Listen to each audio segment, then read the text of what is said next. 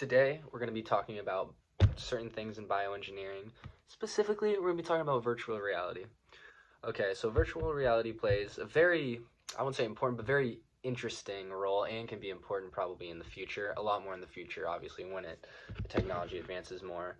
But virtual reality, what role does it play? And I guess I'll answer right now, what does it solve? Right? So it's not so much solving a problem, but it's more of like an advancement. It can help students and researchers basically visualize real life scenarios. It can create virtual atmospheres for student immersion.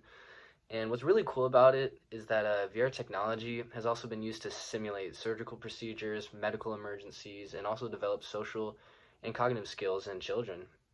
But like another thing is that VR tools have been used to teach anatomy, physiology, and nursing, and the rest of these types of educational settings, where students have the ability to explore and interact with certain biological models. I did read that. So in terms of the biological aspects that it kind of relates to, it's relating to, obviously, like what I said before, visualizing, being immersed into a world that allows for interactive visualization of biological systems, and I'll say specifically something like the cardiovascular system. It also allows students to experience other types of immersive scenarios to help problem solve, and then also identify the course of action, what to do. And they'll actually have tests on that as well.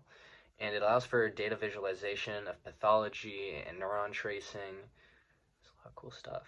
So some negative aspects of, or I guess challenges of the design is it's obviously more dependent on the advancement of technology, which is exponential now at this point. I mean, just coming out with new virtual reality. I mean, this is like 5 years old, and it's outdated. This is like an Atari compared to stuff they have now.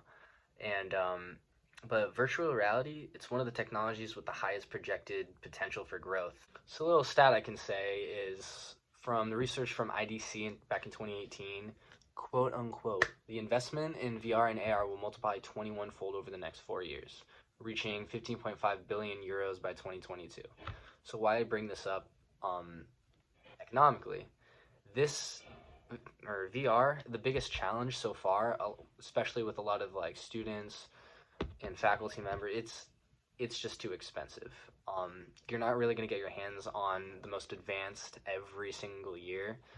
Hopefully in the future we'll be able to, but that's basically the primary reason or the primary negative aspect of it. On the other hand, you can point out certain things like bugs. You have to be reliant on technology, which can falter all the time. But I'd expect by improving technologies exponentially over the next couple of years, it's probably not going to be as big an issue.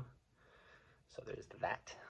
So as said previously, the impacts can have in terms of society, as we already know, virtual reality has a prominent stage in entertainment, business, and in this case, we're looking at teaching, education. I don't know how to end this, so I'll do it creatively. 3, 2, 1. Oh my god, would you look at that? Alright, here's the song.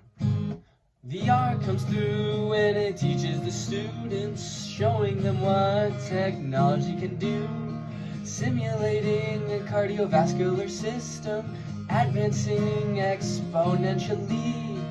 Why do you cost so much money? Why do you cost so damn much? Music lyrics by Josh Porter.